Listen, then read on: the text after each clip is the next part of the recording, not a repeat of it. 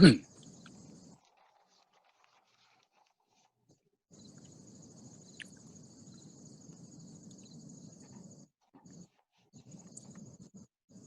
Keith. All right. Well, good morning, everyone. Glad to see so many faces of people that I know. My name is Keith Mussman. I'm president of the Kankakee County Farm Bureau. And I'd like to welcome all of you to our annual legislative reception that the Kankakee Farm Bureau hosts in conjunction with the Kankakee Chamber of Commerce. We've been doing this many, many years. I've been a board member for 17 years, and it started before I got on the board, so it's got to be probably at least 20 years. This has always been one of our Farm Bureau's favorite functions of the whole year, because we have an opportunity to reach out to our legislators and or their staff people. Obviously, it's better when we can do that in person, but these are the times we're in, so we're gonna do this by Zoom. So I welcome you all. Be an opportunity for some questions at the end. Chad will moderate that. He and I are both going to be on the same trade off on the same screen. So with that, I'm going to turn it over to Angela Maury, who's the Executive Director of the Chamber of Commerce. Good morning, everyone. Thank you for joining us. Thank you, Keith, for that introduction. We're really thrilled to be able to offer this in light of COVID and everything going on. We weren't sure how to present that, but we really felt like this was an opportunity to hear from our state and federal legislators on what's going on, in Springfield and in Washington DC. And I think now more than ever is probably an important time to be able to know what they're dealing with and what they're seeing, and hopefully enlighten some of our members and our community on what's going on there. So we really did just want to be able to offer this forward. We've all had to navigate through changes in this, and from the Chamber of Commerce perspective, it's been challenging. It's been challenging from all of us, and I've heard, a lot of stories from our local businesses. And I would say that the great thing about it is that not only have our businesses been able to weather most of the storms, but really persevere and come out ahead on them. I know right now is a challenging time for our restaurants and our bars in this mitigation. But we are here for you, and we're going to continue moving forward and try to come out stronger in the end. And I always say you never know what you can handle until you're put to the test. And so this maybe is just our test. So following our speakers this morning, we're going to have a question and answer session. If you enter a question on the Q&A feature on Zoom, please direct which legislator you'd like that to go towards. Our state legislators will be around this morning to answer some of those questions. So we'll try to get to a lot of those if time allows. Our keynote speaker this morning is the president and CEO of the Illinois Chamber of Commerce. This is quite an honor for me from this position. Todd Maish has been with the Chamber for more than 20 years, and he's been president and CEO since 2014. His focus includes sound tax and fiscal policy, reducing the regulatory burden on employers, and proactive economic development. So Maish has led the chamber to become essentially the voice of business at the ballot box. And we're really fortunate to have him leading our Illinois Chamber of Commerce. So Todd is a native of Peoria and lives in Springfield with his family. Todd, thank you so much for joining us this morning, and I will let you take it away. Thank you, everybody. It's great to be here this morning, and I've done a few of these over the years, over those 20 years. So let me say, first of all, thank you to Angela for the invitation. Also, congratulations on getting a great lineup of your elected officials here. They're real leaders across the state that you've got there in your community. And to get so many of them on here is really, really testament to the powers, I think, of chambers of commerce of bringing people together to have a real important dialogue about the issues of the day. So I'm actually going to go ahead and condense my discussion a little bit, because I want to make sure there's plenty of time for questions and that all of our elected officials have plenty of time to go ahead and make their points. So you had asked me to talk about certain things, and I think that the items that are really out there that are really important and kind of at the top of especially the state legislative agenda speak to almost everybody in your membership, Angela. So I'm just going to go ahead and jump in. So there will probably be a diversity of opinion on this call, and LG's probably laughing at that a little bit. But yes, we do have great relationships on both sides of the aisle, but sometimes, let's face it, there's a diversity of opinion on what should happen and what should not happen out there in public policy, especially as it relates to small business. So the first thing I want to talk about is, I'm just going to jump right into the deep end, and that's the issue of the COVID response and the reopening issue. We know that Kankakee's in the middle of that. Certainly, we've always said from almost the get-go at the Illinois Chamber that there are two crises. The first being the public health crisis. We all have loved ones that could be impacted. We care about our neighbors and their health, and making sure our healthcare system can go ahead and take on whatever comes, whatever the COVID crisis brings our way. But at the same time, there's a second crisis that I don't think has quite been addressed as enough at the state level, and that is the economic crisis. Stopped tabulating just a little bit ago, but when we started, last time we counted, we were well over 1.4 million Illinoisans that had to file for first-time unemployment claims. 1.4 million.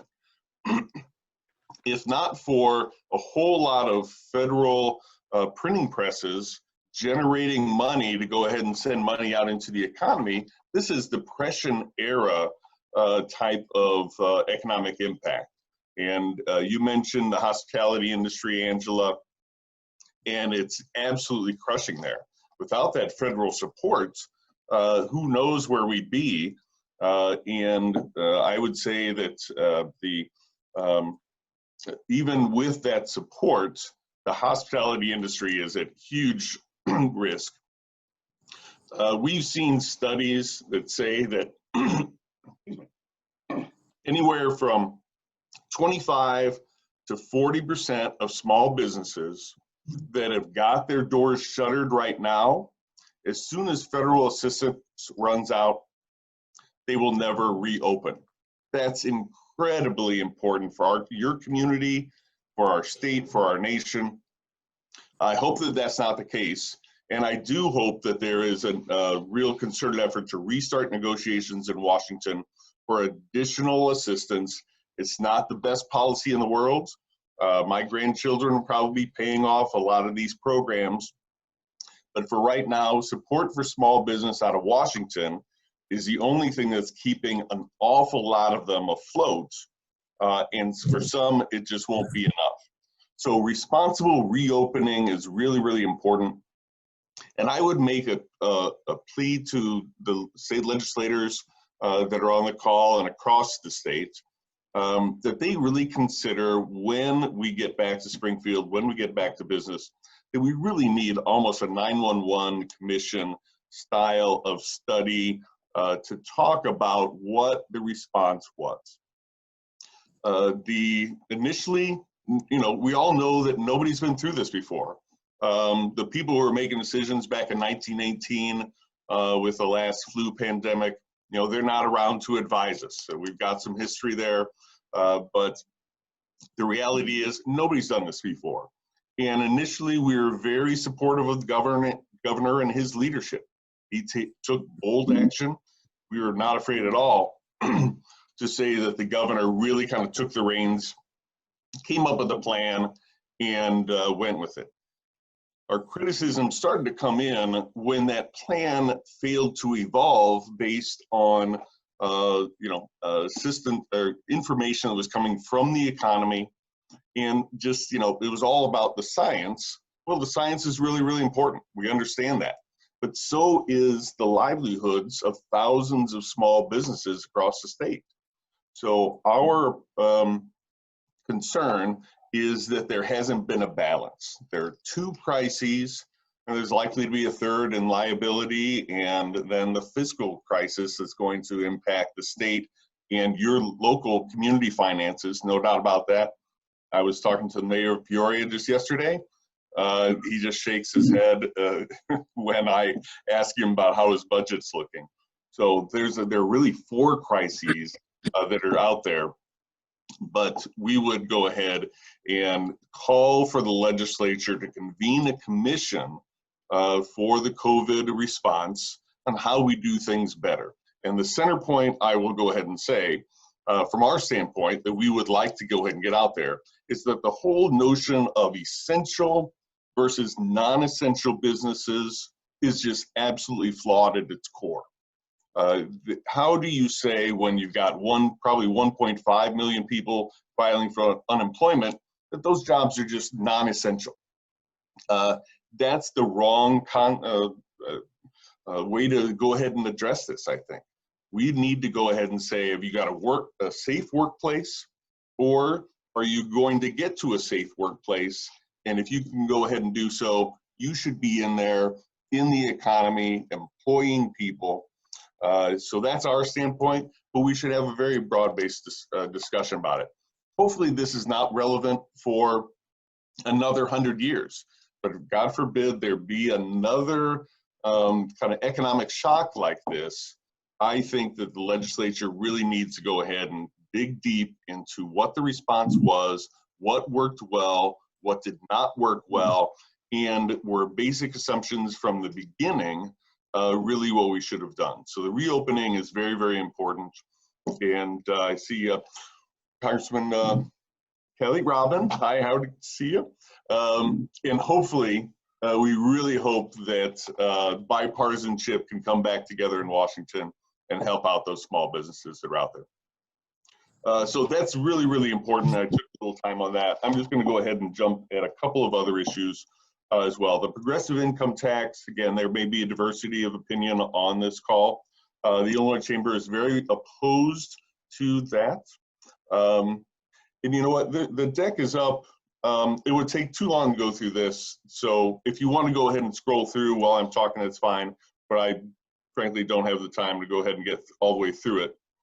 But I will go ahead and hit the highlights. First of all, I am very, very pleased to say that our very first partner in the issue to oppose the constitutional amendment to institute a progressive income tax in place of our current flat tax system was the Illinois Farm Bureau.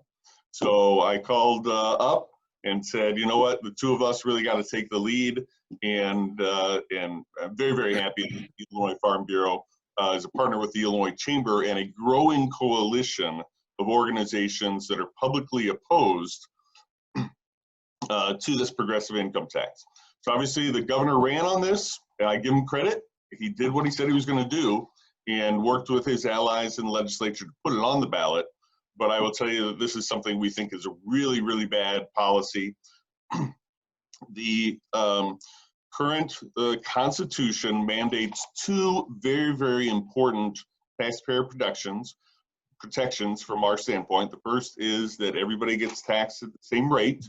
I will tell you that the top 20% of all taxpayers pay 2/3 of all income taxes. And that lines up with the amount of income that they generate. So it works how it's supposed to work. The second, though, that not enough people talk about is that there's a prohibition in the current Constitution against more than one tax on your dollar of income. Right now, the state can only tax that dollar of income one time. This does away with that. And I talked to the Senate president in particular about this. And he specifically said, you know what, we've decided just to do away with that. But think about what that means. That means that future tax increases could not only just be viewed as a income tax increase, but they could be a public safety surcharge. Or it means that if your industry comes under under scrutiny by the legislature, your industry could get a special income tax. Different kinds of income could be taxed differently at a different rate. So if you're in real estate, well, rental income all of a sudden gets an extra tax. The other thing is it also opens up, we believe, very much to local income taxes as well. So I know the proponents, and they'll have their chance to go ahead and rebut or argue with anything I've said here. And that's not the intent. But the thing is, the intent of this legislature, which passed a progressive tax, and it will go automatically into effect, that may very well be absolutely true, that this is our program, this is what we intend to have happen. But this is a generational change. What happens in the next General Assembly, the examples I've given you are just what we've been able to think of in the last 2-3 months. Think about when those prohibitions are removed and you allow General Assemblies to think about it for the next 4, 6, 10 years. It's a generational change. We're very opposed, and we hope that everybody pays attention to that. Let me go ahead and last say, on the ag side, there are federal regulations that are out there that we are on the agriculture side, and perhaps the Farm Bureau want to go ahead and talk about that. That we are filing an amicus brief on right now. It's regulatory overreach, we believe, and this one is at the federal level. Regulation of some groundwater, but that is out there. The Illinois Chamber is, I think, working with the Farm Bureau and other entities. We will be filing an amicus brief on that issue. That's the one thing I want to make sure we talk about that is definitely ag related, but I think the Farm Bureau can speak to that issue as well. Energy issues are out there, but I see that ComEd is a major sponsor, so maybe I'll park that for another time. Hopefully that was efficient, and very, very much appreciate the opportunity to be with all of you, especially our elected leaders. You've got a great set of leaders there in your part of the state, and it's great to work with them. Always accessible, even when we're on different sides of policy issues. You got a great set of leaders, and very much like working with them. Thank you, Angela, for the invitation. Hopefully we covered enough ground here this morning, and we'll let you get on with the program. But I'll stick around for any questions that anybody has. Thank you, Todd, so much. And Tim, I'm going to let you have your. Okay, very good. Todd, thank you so much for those beautiful comments regarding the important issues that are happening in our area, in particular, the tax issue on the ballot coming up. My name is Tim Milner. I am very proud and honored to have the opportunity to introduce U.S. Senator Richard Durbin. I own and operate Milner Media. We have radio stations throughout the Kankakee River Valley. I'm proud to be a member of the Kankakee County Chamber of Commerce. I sit on a couple of committees. I'm the chair of the Communication Committee and also on the Executive Committee. But we're here to hear from an amazing man, United States Senator Richard Durbin. He is the 47th U.S. Senator from the state of Illinois. Senator Durbin is a senior senator from Illinois and serves as the Democratic whip, the second highest ranking position among Senate Democrats. Senator Durbin has been elected to this leadership post by his Democratic colleagues every 2 years since 2005, which is an amazing accomplishment. Senator Durbin was first elected to the U.S. Senate in 1996, re-elected in 2002, 2008, and also 2014. Senator Durbin fills the seat left vacant by the retirement of longtime friend, mentor, U.S. Senator Paul Simon. Without further ado, I would like to introduce U.S. Senator Richard Durbin on tape.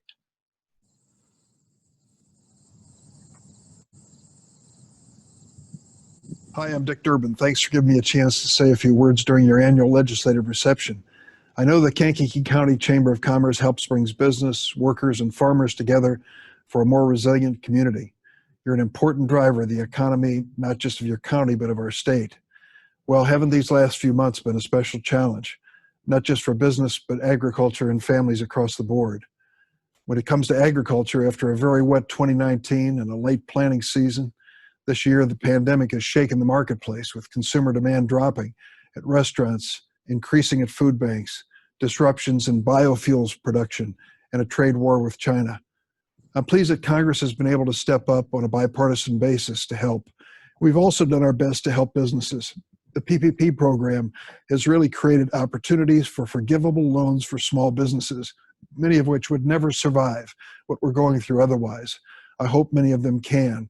And more importantly, I hope that the families that have been laid off and those who are unemployed can find a way back into employment. It's got to be a tough experience. I talked to a woman the other day who, after 36 years of work and only 1 week of unemployment, was really beside herself after months of sitting at home. She wants to go back to work. There's no notion that she wants to sit on the couch and watch Netflix. She wants her job, and she wants to prove that work is important in her life, and I'm sure it is. We got to be ready to provide additional relief and economic resources. We're not out of the woods yet. And to do too little at this point could just invite the economy to slump even further.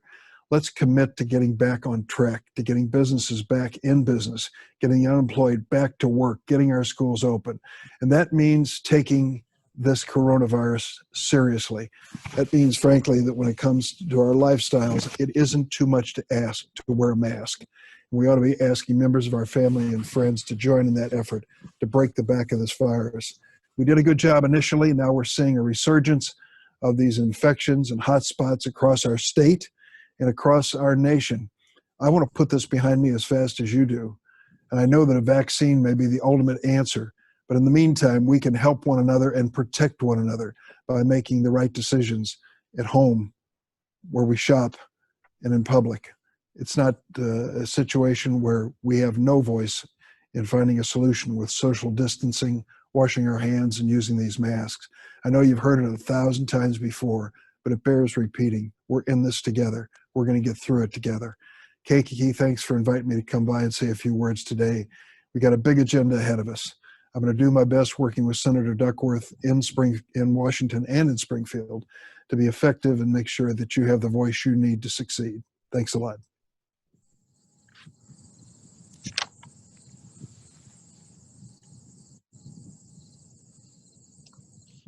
All right, Dave, do you want to introduce our next speaker? I will. Thank you very much for including Star Radio in your presentation today.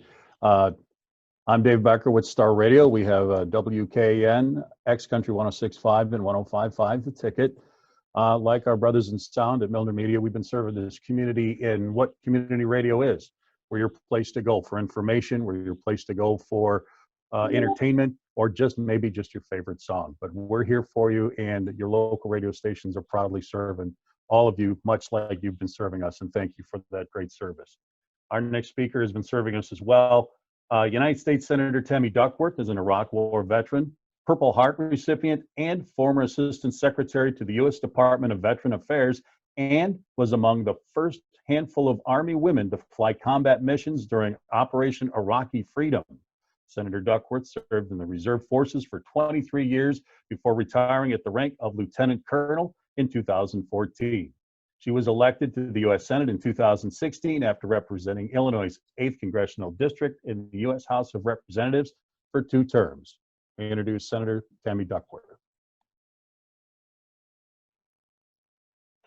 Hello, everyone. Hi from my very messy kitchen. I'm homeschooling my daughter at my dining room table, so it's all a hot mess right now. I'm so sorry, though, that we could not be together in person today, but I wanted to be sure to send you my best wishes and my deepest gratitude for all that you've done for your community. I'd also like to recognize the hard work of the Kankakee Chamber of Commerce and the Kankakee Farm Bureau, which have both been wonderful partners as we fight to get Illinois onto the other side of this national emergency. From the very first days of this pandemic, I've been working as hard as I can to get our state the help that it needs to prepare for and to respond to the worst that might happen. A few months back, we passed bipartisan legislation that gave hospitals and health workers funding to fight COVID-19. It put cash directly into the pockets of consumers, and it helped look out for small businesses. It also expanded emergency unemployment insurance for those who've lost their jobs and helped to protect the jobs of Americans who are still employed. But the final results of this bill was far from perfect. So our work was not finished when it went to the president's desk, and we needed a second package. So please know that I've kept on pouring everything I've got into getting communities like Kankakee the resources that you need to respond to and recover from these tragic times as quickly as possible. And the negotiations on the next package are ongoing. I've already written to Treasury Secretary Stephen Mnuchin demanding that all jurisdictions from big cities to small towns get the relief that they need, and to ensure that local leaders have the flexibility necessary to use these funds for maximum impact based on their own analysis for their municipalities and their counties. I also recognize that agriculture in Illinois has been affected these past few months, and that it's beyond critical that we get our farmers what they need to make tomorrow a little bit better for all of us. After all, the strength of America's farmers reflect the strength of our nation. This spring, I had a productive conversation with Illinois Farm Bureau President Richard Gibbert discussing the concerns about COVID-19 and how I can be helpful to farm families, businesses, and communities. And you have my word that I'm going to continue to advocate on behalf of Illinois farmers to help ensure that you have the resources to feed and fuel our economy. I am more grateful than ever for you, for your leadership, and especially for the opportunities I've had during this pandemic to hear directly from you. I wish you all the best, and I look forward to seeing everyone again in person as soon as possible. God bless all of you. God bless our troops who are in harm's way right now and always. God bless America.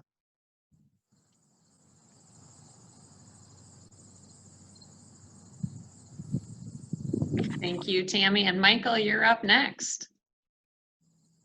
Thank you, Angela. Good morning, everyone. My name is Michael Fountain. I'm the Vice President of Governmental Affairs for ComEd, and it remains our great pride and joy to again sponsor the Chamber's annual legislative event and to continue to power communities and power lives. I have the great pleasure of introducing our next speaker. She's been a friend for the last 20 years. I've enjoyed the honor of working with her, supporting her, and watching her grow as a legislator, a policymaker, and leader. What she cares about extends far beyond the borders of the 2nd Congressional District to every American, coast to coast, and really has meaning and impact for people all over the world. She was first elected to serve the 2nd Congressional District in 2013, and as a member of the House Energy and Commerce Committee, the main policy writing body of the House. Her energy and commerce work is focused on expanding access to healthcare, economic development, and consumer protection for American families. Prior to her election to Congress, she was a member of the Illinois House of Representatives from 2003 to 2007, and served as Chief Administrative Officer of Cook County. In addition, was Chief of Staff to Illinois State Treasurer Alexi Janulius. She serves with grace, compassion, and dignity, and I've never been more proud of her work than I am today. She is the Honorable Robin L. Kelly, United States Representative for the 2nd Congressional District of Illinois. Thank you so much, Mike. As you said, we've known each other so long, I was a little worried what you actually might say, but thank you, I will take that. Good morning, everyone. Thank you to the Kankakee Chamber and the Farm Bureau. It's really great to be with you. And as my colleague, Senator Duckworth said, sorry we could not be in person. Also, as my colleagues have said, COVID-19 is not the 800-pound gorilla, but it's really the 900-pound gorilla in the room. I was glad that Congress worked together to craft and enact 2 COVID-19 response bills, but we all know, as we've heard, that that's not enough. These bills envisioned a July end to this crisis, and it's now September. More than 100 days ago, the House passed the HEROES Act. Our proposal included another round of direct payments to family, expanded PPP lending for small businesses, and other waivers that made things a bit easier during these challenging times. But as you know, the Senate waited a little longer to look at it, but we still went into negotiations, but unfortunately, the negotiations haven't gotten that far. I've gotten many calls in my office from small businesses who are facing, frankly, permanent closure, which is definitely not good for my district because I have, it's not good period, but also in my district, I have municipalities that are struggling even before COVID. We've also talked to struggling moms, wondering how to get their kids online for school because their broadband is a bit shaky in some of the area, and definitely that applies to Kankakee. The reality of COVID-19 is harsh and stark, but it's time for the federal government to complete the deal and get a bill signed so that we can support small businesses, families, and farmers. For my part, I'm working to educate small businesses about the loan forgiveness application process for the Paycheck Protection Program.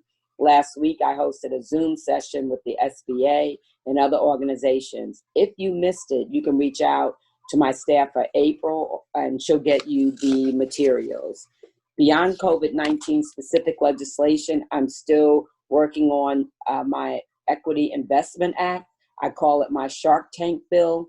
Right now, many small business owners are forced to choose between participating in SBA programs or accepting equity investment. They shouldn't have to do this. The goal of these programs is to help these businesses grow. That's also what equity investment does. So why are we blocking them from accessing market capital? If a qualifying business owner is still the majority controller, the program should be accessible. So that's HR 3633. On the agricultural side, the House has passed the FY21 funding package with nearly a $500 million increase in discretionary spending over last year. One of the greatest increases was more than $400 million for rural broadband. The bill also contains billions for loans, critical infrastructure, and water management. We have our Moving Forward Act, and we know that infrastructure bills are also more than roads, bridges, and tunnels, even though we all need that. But also there's money for infrastructure and healthcare, infrastructure and education, and then broadband infrastructure that we know is sorely needed. Also, House Democrats also added an additional $42 million in marketing assistance over the president's budget request. This, coupled with additional funds for inspectors, should help U.S. market share, especially as USMCA reaches full enactment. In addition to the budget and appropriations elements, I'm still working to pass my Feeding America Through Farm Flexibility Act. I'm so proud and humbled to have the Farm Bureau's endorsement of this bill.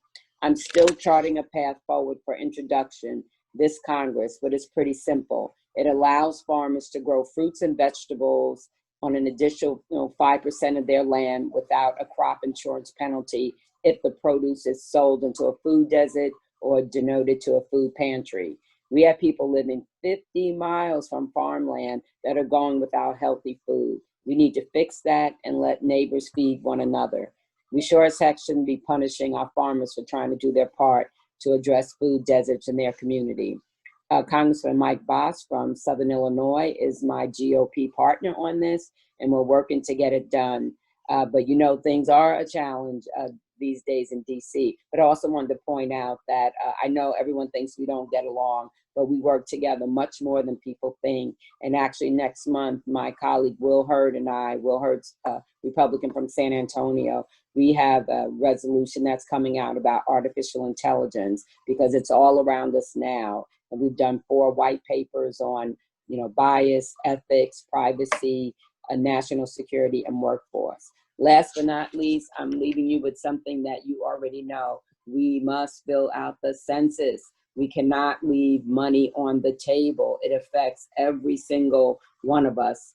Illinois has lost also a voice in Congress, I believe every decade for 4, maybe 5 decades. We don't want this to be another decade where we might already lose a seat. We don't want to lose 2 seats.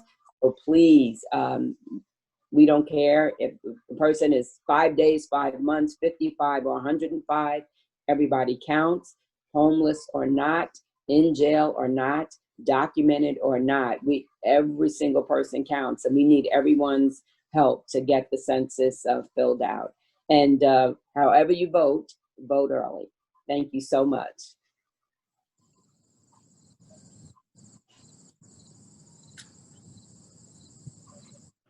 Thank you, Robin.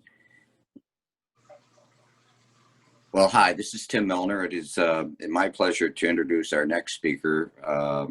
But before I do so, I do want to comment that Milner Media, Star Radio, the Daily Journal, Robin, we're working very hard to get that message out about the census. And we really, really support your voice representing our area. You've done a fantastic job. You're welcome. Last November, I had the pleasure to get to know Senator Joyce, Patrick Joyce. Tim, I'm introducing him. I'm not introducing him. I know that, but there's a reason why I mentioned that, because Senator Joyce is a great representative appointed to represent our area, and he's done a fantastic job. But I also knew that we had another voice representing our area, and I wasn't familiar with Mr. Sims at all. And the more I learned about Mr. Sims, that he was a lot of energy. He was really a very popular man in the South Side, and more importantly, he's so hardworking, and he has a real feel for all the people that he represents. State Senator L.G. Sims of Illinois represents the 17th Legislative District, which includes portions of the South Side of Chicago, Chicago's South Suburbs, portions of Will and Kankakee counties. Senator Sims previously served near 4 terms as state representative of the 34th House District. He currently serves as vice president of the Judiciary Committee and as a member of the Criminal Law Appropriations 1 and 2, Telecommunications and Information Technology Committees. There'll be a spelling test after this, by the way. He also serves as a member of the General Assembly Commission of Government Forecasting and Accountability. He's a very, very busy man. Sims and his wife reside in Chicago's Chatham neighborhood with their 2 daughters. It is my distinct pleasure to introduce to you Senator L.G. Sims. Senator. Thank you, Tim. And we're going to work on us getting to know each other better. So let's make sure we do that. We look forward. Absolutely. Let me thank everyone from the Kankakee County Farm Bureau and the Kankakee County Chamber of Commerce for putting this wonderful event together this morning. Let me add my voice to the echoes of my regrets of not being able to be with you in person as we recognize this new reality. This new reality where public health and public safety becomes foremost in our minds.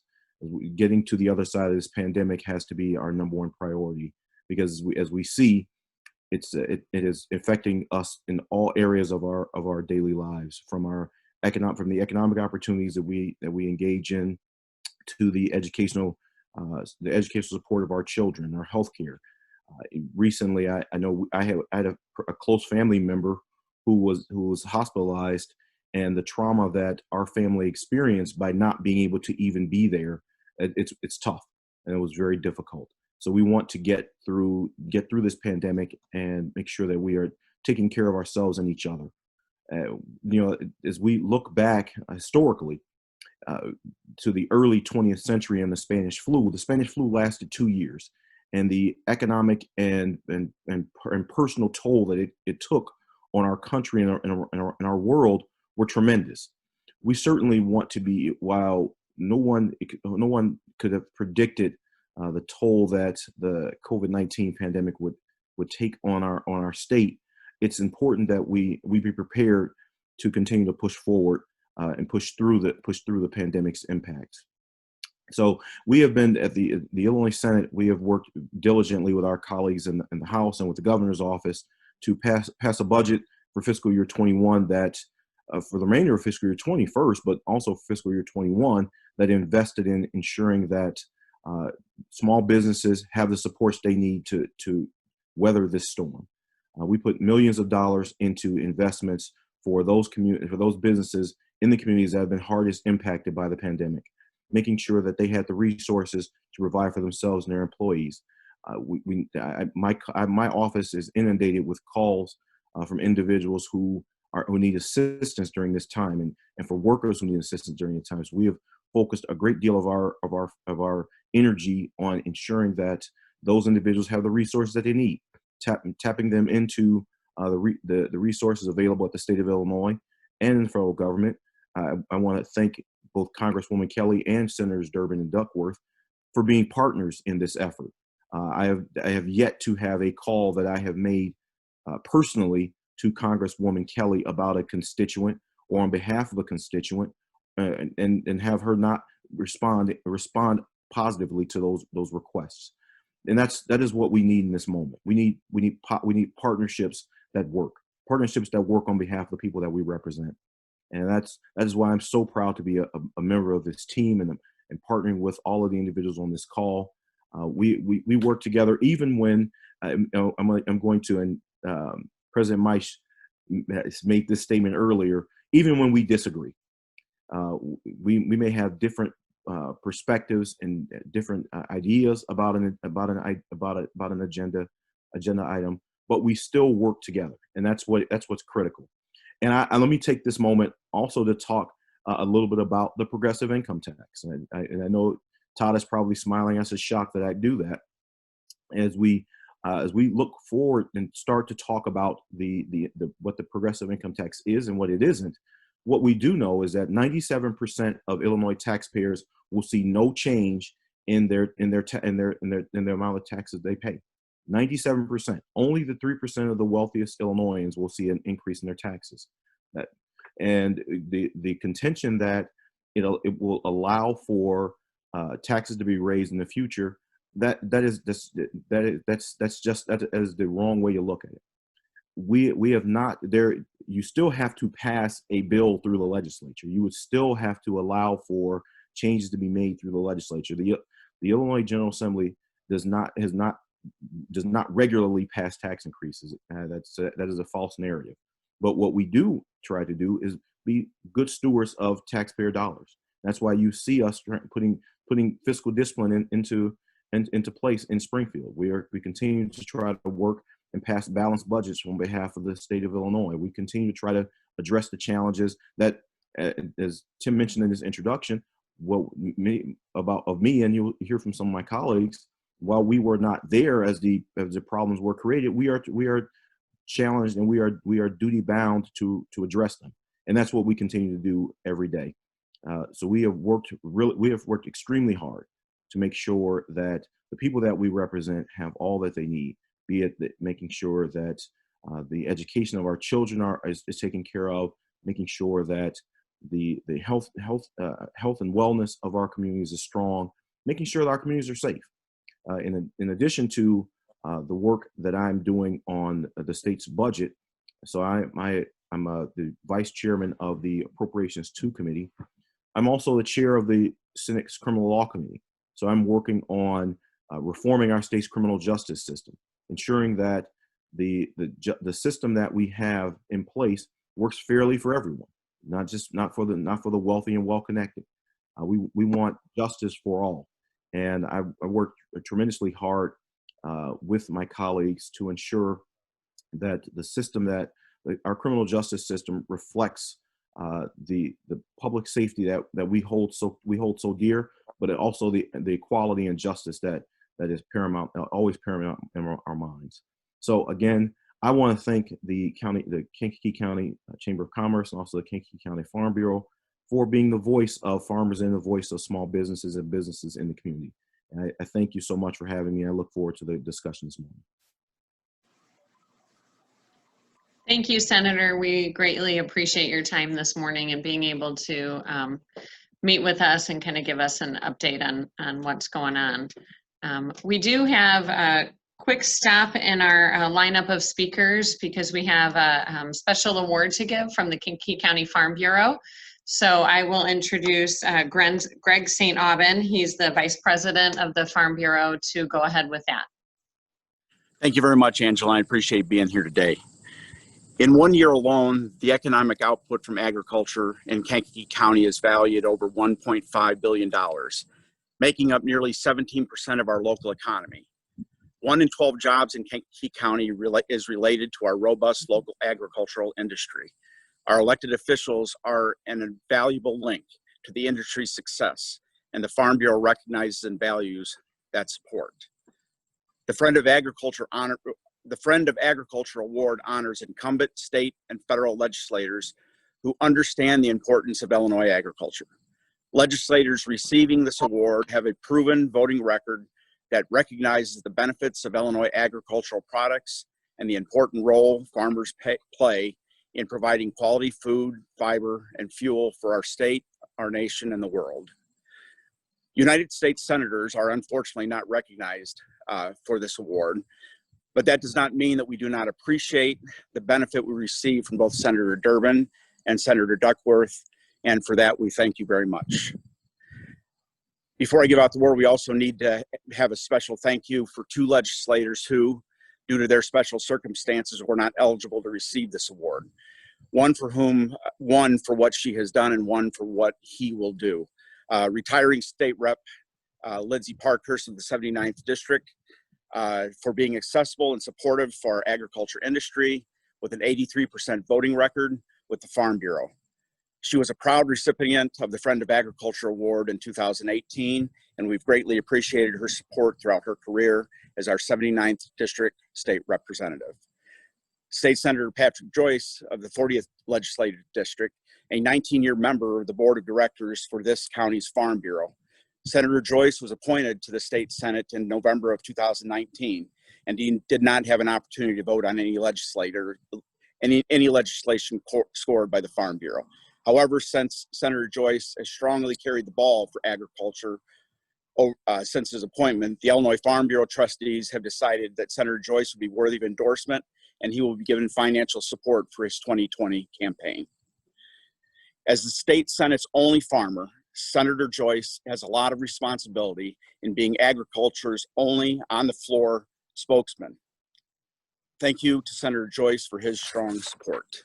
And finally, with deep gratitude this year, I would like to award the Friend of Agriculture to United States Congresswoman Robin Kelly.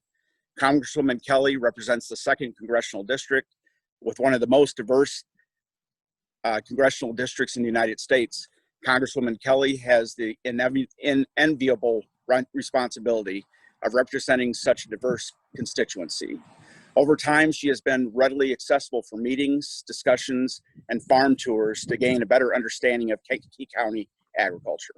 The Farm Bureau realizes that the Congresswoman may not always be on the same page with us, but her accessibility and her eager willingness to gain our perspective have earned Congresswoman Robin Kelly the Friend of Agriculture designation for this year. This year's Friend of Agriculture Award is a watercolor painting of a farmstead found in the 2nd Congressional District. Specifically, the farm scene is of the Schwark Farm near Herscher in Kankakee County. The agriculture artwork will be presented to Congresswoman Kelly at the next opportunity that we can meet her in person. Congratulations again to Congresswoman Kelly. We greatly appreciate your support and keep up the great work. With that, this concludes the Friend of Agriculture presentation of the legislative reception. I just wanted to take a moment to say thank you so very much, and I am honored to receive this. I received an award when I was a state rep, so I will hang this next to that. So thank you so much. I always laugh when I was elected. I said, I know the farmers in Kankakee said, oh gosh, what do we have now representing us? But I wanted to get to know your issues and you as much as possible. And I just want to thank Chad so much because you've been so supportive and so helpful. And I just really, really appreciate you and all of your activities. So thank you guys so much. I hate to take my award and run, but I have a 9 o'clock meeting, 9 o'clock Zoom I have to get on. So thank you so much. And as Senator Durbin said, please wear your mask, be safe, and fill out the census. Take care. Thank you, Congresswoman. Thank you for joining us this morning. We greatly appreciate your time and all you're doing for us. Thank you and congratulations. Thank you. Bye-bye.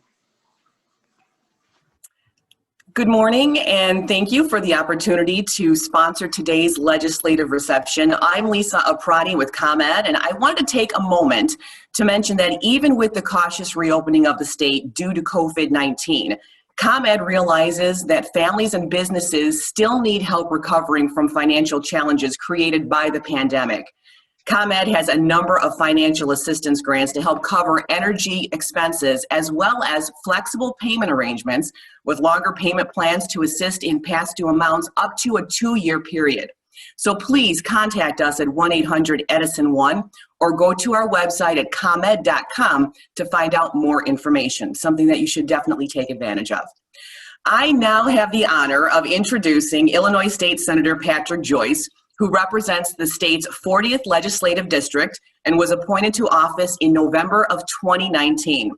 Senator Joyce filled the vacancy created when the former state Senator Toy Hutchinson was named to be the governor's Cannabis Control Regulation Oversight Officer. As a local business owner and fourth-generation farmer, Senator Joyce has deep ties to the 40th Senate District. He grew up in Reddick, Illinois, and has lived in Essex for 24 years with his wife, Rita. Senator Joyce also served for 19 years on the Kankakee County Farm Bureau Board of Directors. It's my pleasure to introduce to you Senator Patrick Joyce. Thank you very much, Lisa. I want to thank Angela and Keith for having me. The Chamber and the Farm Bureau have been great organizations for this community for many, many years. As Lisa had said, I moderated this event for many years, about 10 years ago. So I'm very familiar with it. Unprecedented times, being a state senator now for 10 months and really having very little opportunity to go to Springfield as much as I thought I would be going, doing a lot more Zoom than I thought I would be doing. Some of the challenges that we see in front of us right now, most of them have to do with COVID. Some of the things that I've been helping constituents with, there's a business called Essations up in Park Forest. She makes hair care products. She wanted to switch to hand sanitizer, which was in big demand early on in the COVID response. It was a unique opportunity for me to help her because the ethanol industry, which falls right into the Farm Bureau, we were able to use ethanol in place of isopropyl alcohol, which there was a world shortage of. Got to meet Jerry Costello and intimately during those, trying to help her find a way to get ethanol and working with the ethanol industry. And we were able to get the job done for Stephanie. And those kind of stories, and Benoit greenhouses also had challenges when we were determining what was essential and non-essential. I want to applaud the governor for how he handled the coronavirus early on, March and April. In May. We in Illinois, the governor took leadership when there wasn't national leadership, and Illinois was at the forefront. But as Todd had said, as we move forward with this, I had a meeting last Monday with bar and restaurant owners in Kankakee County. They're at the end of their rope. The PPP is gone. They're in their pocket. And with the new mitigations, we want to be safe. We want to do what is necessary to make those businesses whole. And it's like a wild animal. If you get them in the corner, they're going to become angry. This was a bunch of wild cornered animals when I went in that room. And we got a balance between economics and safety. Kankakee Healthy Alliance has been doing a very, very good job of having regular meetings with the CEOs of local hospitals and keeping a pulse on where we are in COVID-19.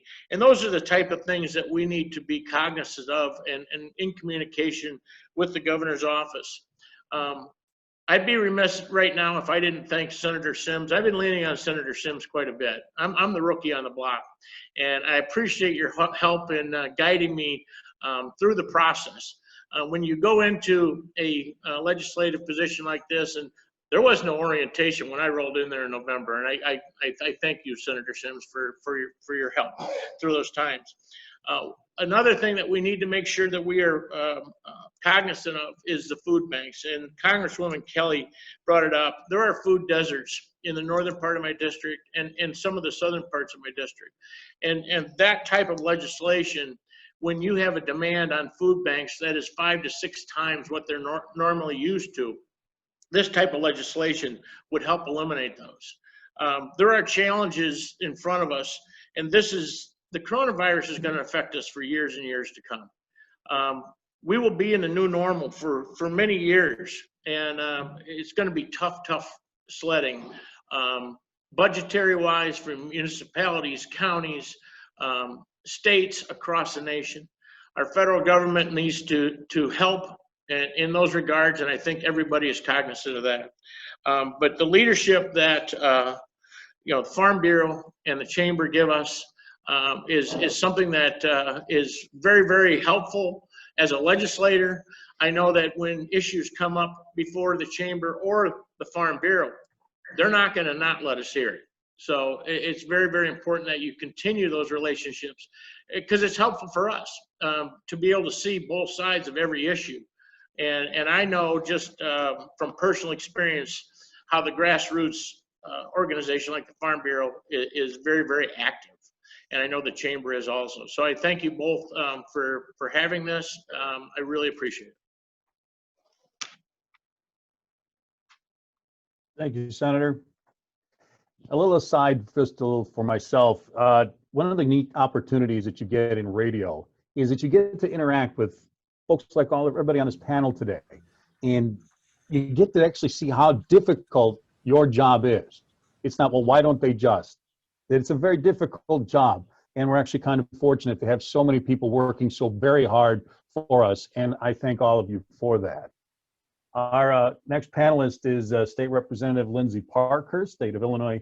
Representative Lindsay Parkhurst has represented the 79th District since January 2017, serving residents in Kankakee, Will, and Grundy counties. Representative Parkhurst was raised here in Kankakee, Illinois, received her Bachelor of Arts from the University of Illinois, her Juris Doctorate from IIT Chicago Kent College of Law, and an LLM from DePaul University College of Law. That's a lot of letters. Congratulations on that. Representative Parkhurst previously served as Assistant Public Defender from 2005 to 2014. She received the Volunteer Attorney of the Year Award by Prairie State Legal Services in 2015 for her pro bono legal work in the community. She lives here in Kankakee with her daughter and her husband, Mark. Please welcome Representative Lindsay Parkhurst. Good morning. Thank you for having me today. I'm State Representative Lindsay Parkhurst from the 79th District, representing portions of Kankakee, Grundy, and Will counties. Our state legislature was interrupted because of the virus. Most of the sessions were canceled. We were called back in May for a rush special section, really just covering topics related to COVID. And that was held in the Springfield Conference Center. It wasn't held in the Capitol. And now we're not due to return until the fall veto session. I'm looking forward to that. I hope we do convene for the fall veto session. I don't know if that will happen or not, but I'm looking forward to it. In the meantime, I have continued to push for lawmakers to be called back to Springfield, especially for ethics and ethics reform. Ethics reform remains a top issue in our state and for our legislature and for House Republicans. Yesterday, Leader Durkin announced that he has called for a special investigation committee into Mike Madigan to see investigate that issue. And that is important for the people of our state because it's becoming apparent with this federal investigation that we do have systemic corruption in our state. We need to address our weak ethics laws and close existing loopholes. I continue to fight for ethics reform. Beyond ethics reform, I've worked hard to represent our area during COVID. Governor Pritzker recently announced mitigation measures for Kankakee County and Will counties due to an increase in COVID cases. I wrote a letter to the governor to ask Kankakee to be separated from Will County. This is the second letter I've written to the governor asking him to reconsider the health regions. Kankakee has a disparity in population and has a lower positivity rate and really shouldn't merit these mitigation restrictions that we're on, which are crushing and devastating to our small businesses. Increased testing is going to change this throughout the state. And unfortunately, I see more mitigation measures rather than less. And at this point, if you look at, what do the numbers mean? What are we testing? How many people are we testing? What populations are we testing? Who's at risk? If you look at Kankakee's numbers, the mitigation's working. we've flattened the curve. The elderly population numbers and deaths and positivity rates are going down.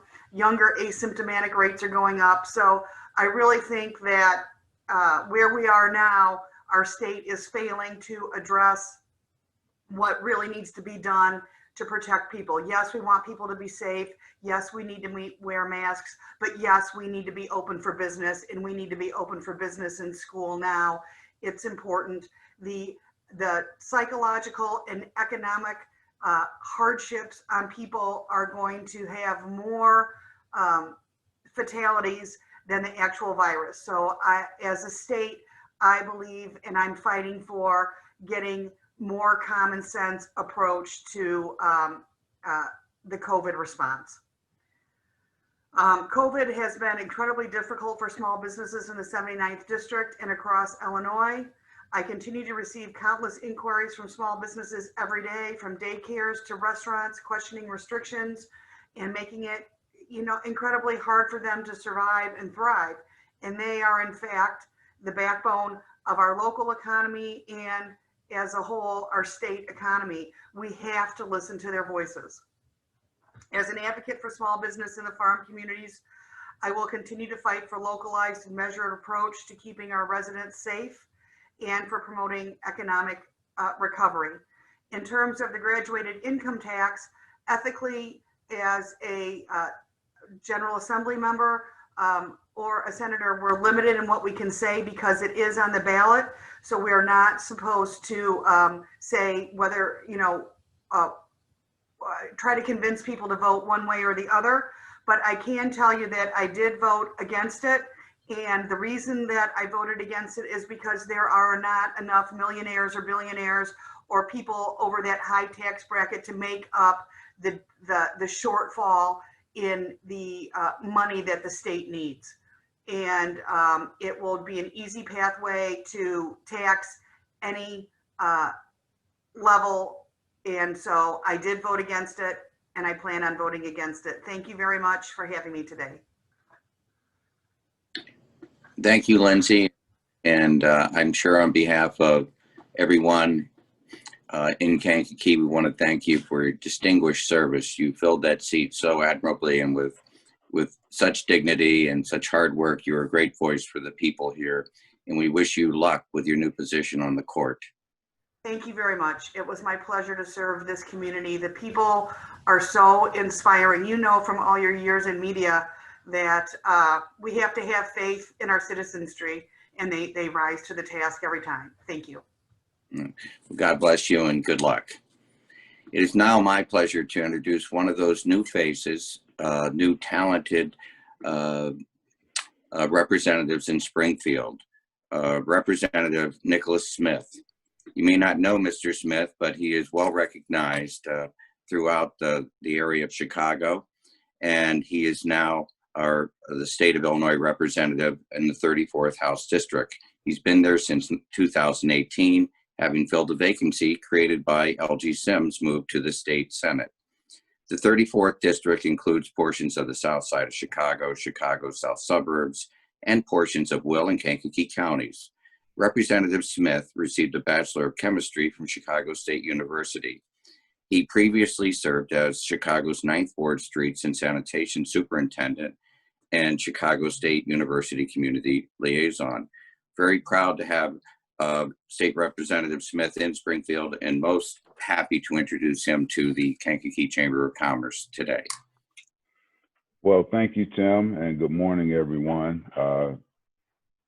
My district is very diverse, and from the south side of Chicago all the way down to Kankakee County, I think we have one of the most diverse districts in the state of Illinois, covering a city, a large city, southern suburbs, Will County, all the way to Kankakee. Thank you, Angela, for putting this together. It's a monumental task of what a difference a year makes. This time last year, we were all sitting at the golf course together in one room, eating breakfast, and now I'm just stuck with the coffee I made this morning. But thanks for pulling this together. Thank you to our sponsors as well.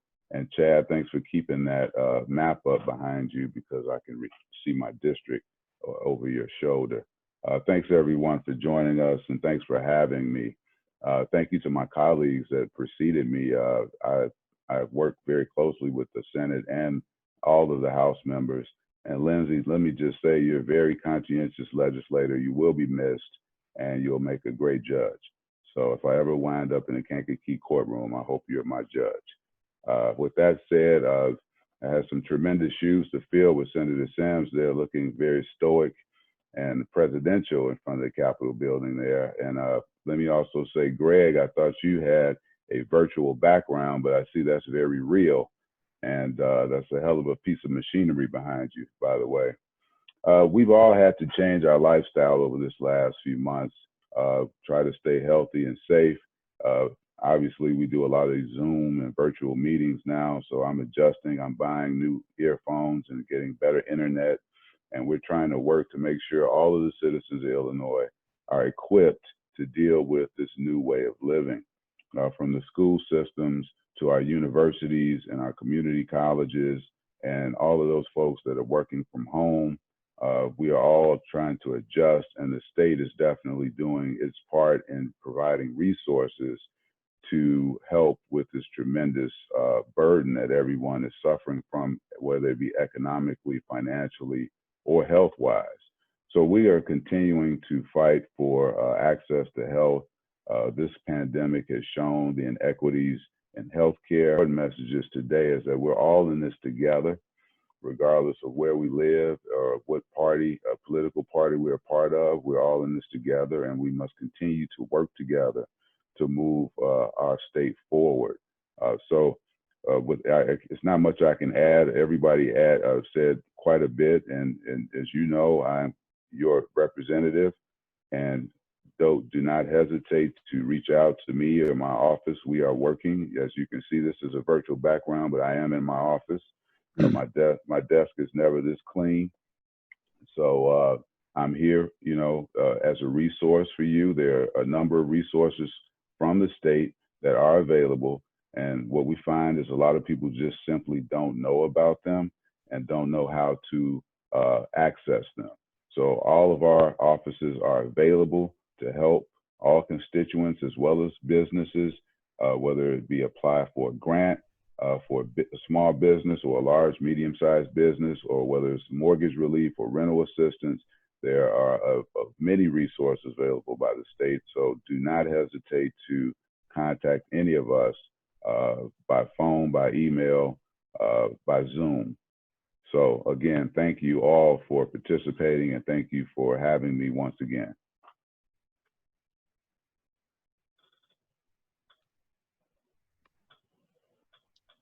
Thank you, Representative Smith. We greatly appreciate your time and being patient and listening to some of your colleagues and peers. And we appreciate all you're doing for us and just weathering these times. So we'll make sure that we send out your contact information following the event if anybody needs to get in touch with you or any of the other legislators. We do have some time for some question and answer. Chad, if you want to take that over with the Farm Bureau. Sure. Thank you, Angela. I know we originally built this event to be about 1 hour in length. So if you do need to depart, don't feel bad about that. But if you are able to stay on for the Q&A session, then I think you'll find some value in that. Again, I'd remind the audience to access their Q&A bubble towards the bottom of the screen and enter in any questions that they may have. And again, remember that our federal legislators have had to depart, so keep your questions targeted to our state legislators. And if you could, when you enter a question, mention who you would like to respond to your question, if you have a particular state legislator to respond. While those questions are coming in, if any are sent, I'd like to again say that it's been a pleasure working with Angela and her team at the Chamber of Commerce in putting this event together.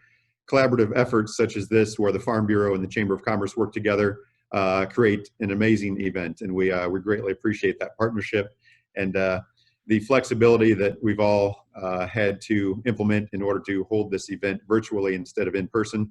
Last year we had 176 people in person at the event, And we were really looking forward to building on that this year, but as everyone's familiar with, we've had to kind of implement a plan B. And thank you again to Angela and her team at the Chamber for being able to host this virtually for us. Also, I'd like to mention we appreciate Todd Maish's remarks from the Illinois Chamber of Commerce and his comments about how the Illinois Farm Bureau and the Illinois Chamber of Commerce are on the same page with many different issues, and we appreciate that partnership. So without further ado, I'll take a look at the questions that have come in.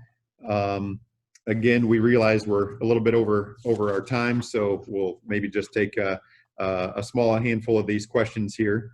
One question that we've received, maybe we'll, I'm not sure if this would be answered by one state legislator better than any other, but one of the questions we had here, do you have an update on the status of the campgrounds at the Kankakee River State Park?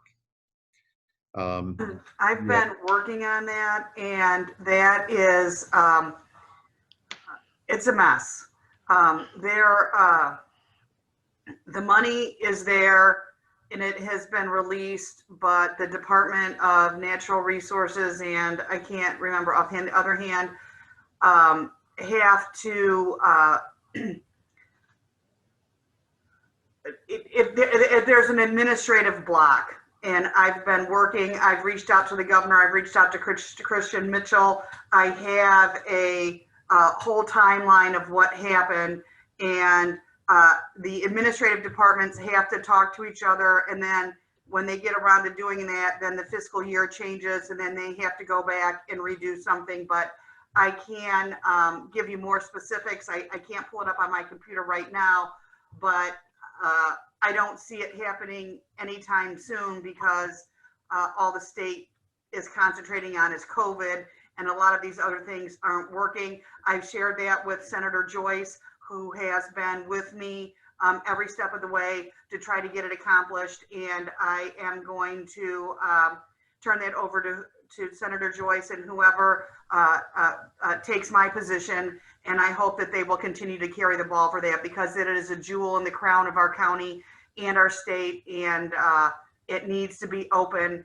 And it's just administrative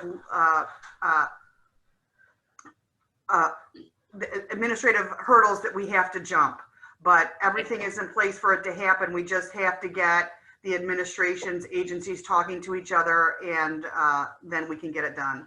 Yeah, So, and I want to thank Lindsay, because she gave me a timeline, because when I came in, I mean, I've known it's been closed for a while also, and it's a question that Lindsay and I receive on a regular basis, and Lindsay's timeline was very, very helpful. And I believe that the only way that we're going to get a consistent and quicker answer is to get all of the players involved at the table at the same time, because one refers to the other. And it's just, you know, I think that if Lindsay and I put together a Zoom meeting with all the players involved, I think that we would be able to get a lot faster progress.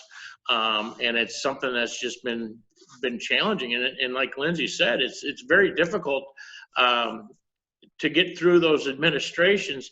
The money's there. So, you know, I think Representative and I would both like to see everybody's face at the same time. And with COVID, you can't do that. So we're going to have to do it via Zoom. But if we can get that done, I think that Lindsay and I would both be able to hold them to the fire. Great. I appreciate you two taking the lead on that. And hopefully at some point soon, we'll see the Kankakee River State Park reopened for public access. That's a jewel of our local community as far as natural resources go. And we hate to see that not being accessible. Another question I've got here that was submitted, Senator Joyce, while your voice is fresh here, there's been a lot of discussion about the NICOR extension of natural gas to the residents of Pembroke Township and Hopkins Park. I know from the Farm Bureau's perspective, I've sat in on a few of those meetings in care and in looking out for our rural communities of Kankakee County. There's been a lot of forward progress being made on extending that natural gas line out to that eastern community. Senator Joyce, can you give an update on where that project is currently? Yeah, a couple different moving parts. There's legislation in Springfield, and because of COVID, we haven't been able to get to a lot of it. Senate Bill 3696 is one that would be, it's still in the Energy Committee, that would give NICOR the ability to come up with capital for those type of investments in underserved communities. The Mayor Hodge, the Township Supervisor Miles, myself, Rainbow Push was involved in it early on. The Farm Bureau was there. We are getting the community very involved, and that's one of the things that over the last decade or two has been one of the reasons why this has failed, is it wasn't inclusive enough. And we're trying to make sure that everyone has a voice. We're going door to door at this point and talking to community members on, you have electric, you have gas, you have, and here's what we would propose. There'd be a lot of switchover costs, and we're working very closely right now on, I've committed $1 million of my legislative initiatives that would go towards the conversion cost. So it's progressing. We have a meeting every 2 weeks so that we don't lose traction during COVID. When all this legislation we thought would happen last year, and here we are. So that part's been very, very frustrating because we have a lot of momentum and a lot of excitement about it. And my job is to continue that excitement and can continue those conversations. And again, being inclusive, I think, is the biggest part. And I've had a lot of local help. Congresswoman Kelly's office has been involved. So we've got all the right players at the table, and we keep having those meetings so we don't lose that momentum. And if we get back to normal legislation, I think it's something that we can move rather quickly. And I'd just like to say that it's another piece of legislation that I will hand over to my successor and to Senator Joyce, but I filed a bill for a pilot program to use this as a statewide to help get the natural gas to other areas, but it's a pilot program to assist the people getting the hookups once the gas is delivered. So this is an issue that crosses political lines. This area of our district is a very economically distressed area. It's an area we need to be concerned about. It's an area where people need help. And I've done other things. I personally wrote a grant for the Library Foundation to get the library paved, which is basically their community center, to get their driveway paved. So, they're under, some of these communities are under blocks where they cannot actually receive the grant because they are on the list that they're not fiscally responsible. So other entities are being used. We've got a grant for them to get policing through the sheriff's department, and the sheriff had to write that grant, and then the sheriff gets the money, but the money's used to help police that community. So kudos to Senator Joyce and this project, because it's something that's long overdue and is valuable and will just strengthen our community. If we can strengthen the weakest and the most vulnerable part of our community, then we strengthen our community as a whole. So Patrick, good luck with that, and thank you very much. Excellent. Thank you very much for those responses. That was a very important topic here locally. Another question we've received here, this one could be directed to Senator L.G. Sims. The state of Illinois has allocated $162 million for improvements along I-57 to serve the proposed South Suburban Airport. Can you give us any update on the status of those funds and when improvements might be started? Sure. Thank you, Chad. And before I answer the question, let me congratulate and thank both Lindsay and Patrick. Patrick, as we know, as we saw Patrick come in, he didn't wait to start making a difference in the Senate. And I can attest to the hard work that he does on behalf of our local community. And Lindsay, we're going to miss you as part of this legislative team. We may, is what you hear, and I mentioned this as during my opening comments. We don't always agree 100% of the time, but as a legislative team, we serve the people of Kankakee County, and we want to benefit the entire county. So even when we disagree, we understand that the goal is improving the quality of life in Kankakee County. So I wanted to point that out. But Chad, to the question, as we've talked about, the pandemic has loomed large over everything we've done this past session.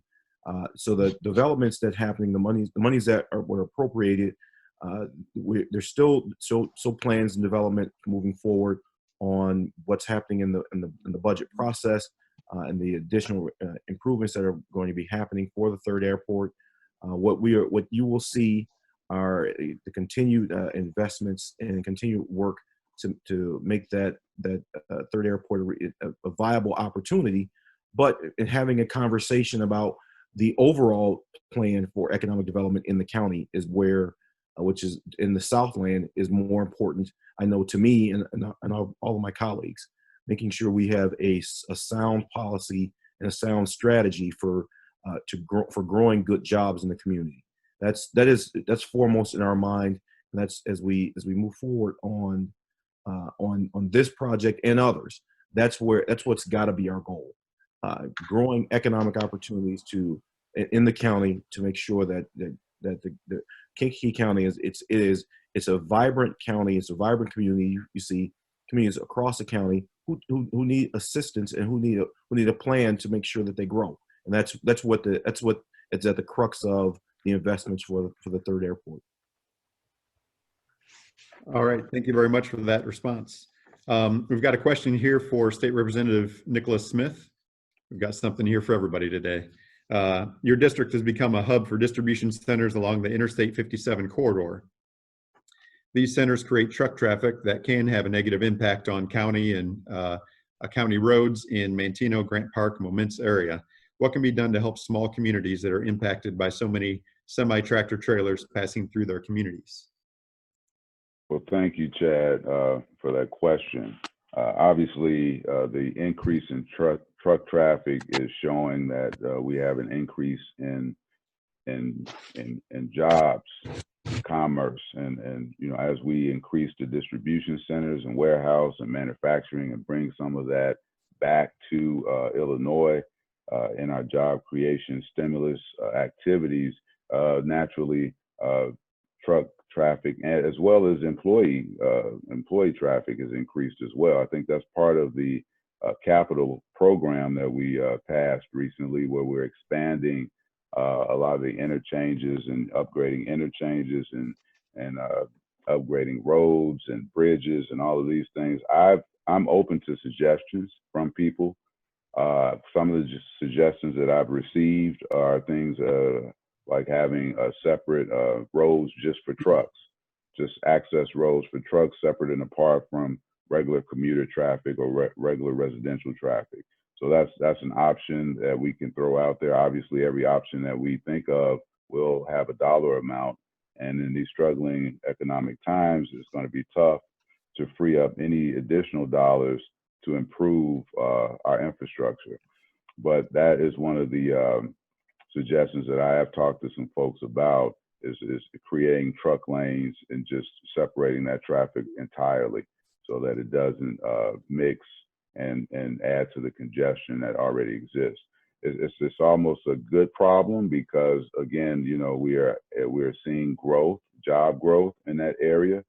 So we just have to continue to work with all of the affected folks, from the job seekers to the job creators and the job providers, as well as those folks that are commuting every day. So I'm open to a discussion on and bringing those folks together at a table, a Zoom virtual table, as we may do now. But that's something that we need to look at in the future, and hopefully some of the capital projects that are already scheduled will help to alleviate some of that as well. Excellent. Thank you for that response. infrastructure improvements and capital improvements are greatly needed and greatly appreciated. So thank you for looking out for that and for all of your support in that way. We've got a couple more questions here that we're going to try and get to, and then we'll wrap things up. I'm not for certain which legislator wants to field this question, but we did have a question submitted from our audience here asking what budget cuts are being proposed in order to steward our tax dollars and balance our state budget. Yeah, chat. I'll take that. I answered in the chat also. When as we passed the fiscal year 21 budget, there were approximately $800 million in cuts put into the budget that we passed from the governor's proposal. Those are across state government, including in general state spending. So as we put a budget in place, we took a balanced approach to this year's budget to make sure that we were recognizing the pandemic's impact on revenues for the last fiscal year, so fiscal year 20, but also the proposed revenues for fiscal year 21. So as we passed the budget, knowing that as we needed to make investments in the community, and make investments in education and healthcare and public safety, we still wanted to protect those investments while at the same time recognizing that the revenues that we anticipated, again, for the previous fiscal year, but for the current fiscal year, just were not there. So we had to pass a budget that made those cuts to balance the budget and ensure that we had a spending plan that we could afford, and that's what we passed. Excellent. I know budgeting has got to be extremely difficult and extremely tricky in times of this pandemic. As you stated, revenue sources are questionable, and spending, again, you want to support the citizens and small businesses of the state of Illinois, but budgeting has got to be very difficult. Yeah, absolutely. We and Chad, to that point, and I mean to cut you off. One of the reforms we did pass in passing the budget last year was a commission of legislators who would monitor the budget on an ongoing basis throughout the fiscal year. And we had our first meeting with the governor's office, where the governor's office talked about their spending during the time of COVID-19 just yesterday, as a matter of fact. So we're monitoring that on an ongoing basis, and we're having those meetings all the time. Excellent. We appreciate your hard work. Thank you. One other question here before we wrap up. Similar to the ComEd relief program, there are many particular relief resources for small businesses. Do you, as state legislators, see any underutilized resources for small businesses? And how can small businesses take advantage of them?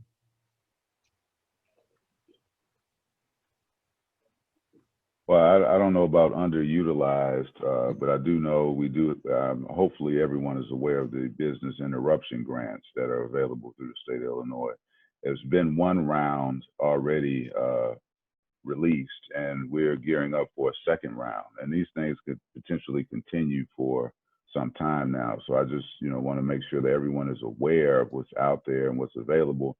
And I know, Angela, you guys at the Kankakee Chamber of Commerce, and the folks at the Kankakee Alliance, Mayor Nugent, and all of those folks are getting the word out and getting the information out to all the businesses in the area of what's available and what they can apply for, and hopefully can help them through that application process as well. So I just wanted to throw out, make sure everybody knows about the big grants, the business interruption grants.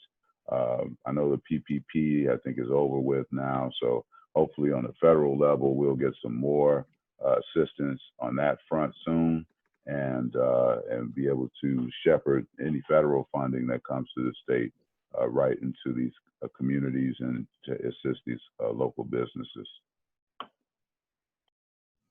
And let me, Chad, let me piggyback on Representative Smith's point. Our job is to be the conduit to those opportunities.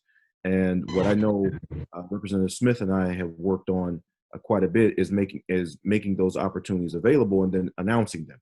So if businesses need those services or are looking for them, please reach out to us.